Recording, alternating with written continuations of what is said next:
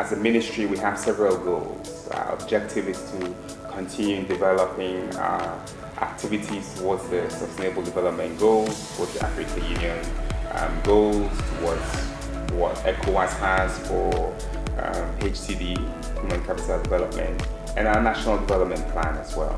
The ministry itself has specific things that we want to do.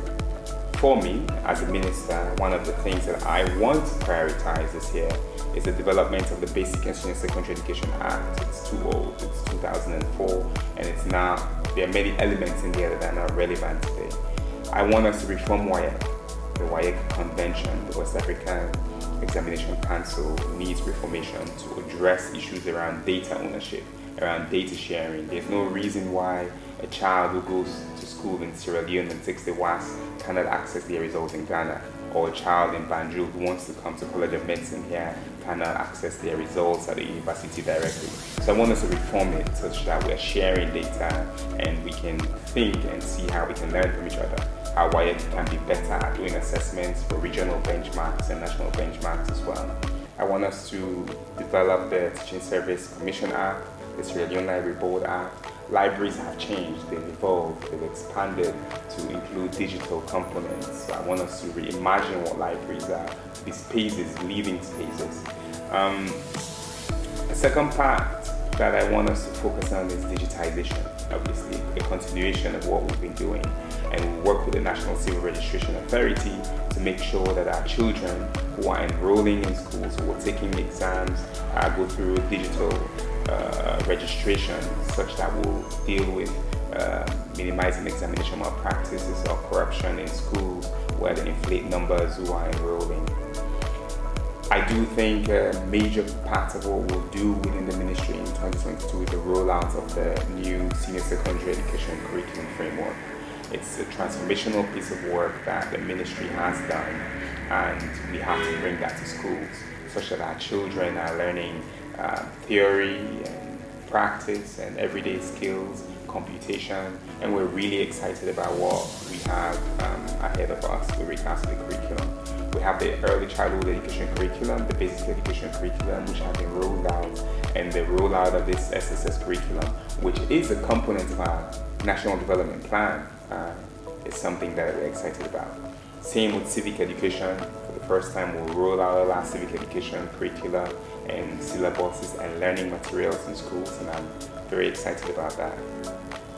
Sports and arts tournaments are things that used to be, but we don't have anymore. So I think in 2022, we'll have our first set of sports tournaments and arts exhibitions in schools. The education radio is very important to me. I think continuous learning and distance learning, both for students and teachers, are very important. And so I want us to be able to ensure that we are covering 80% of the population at least. So we bought these transformers, transmission stations for our education radio that we'll deploy. And then we have to develop new content to make sure that children are learning everywhere. And particularly those who are preparing for national exams, we'll try to have reading on the radio such that people can have a culture of reading and we can disseminate those materials as well.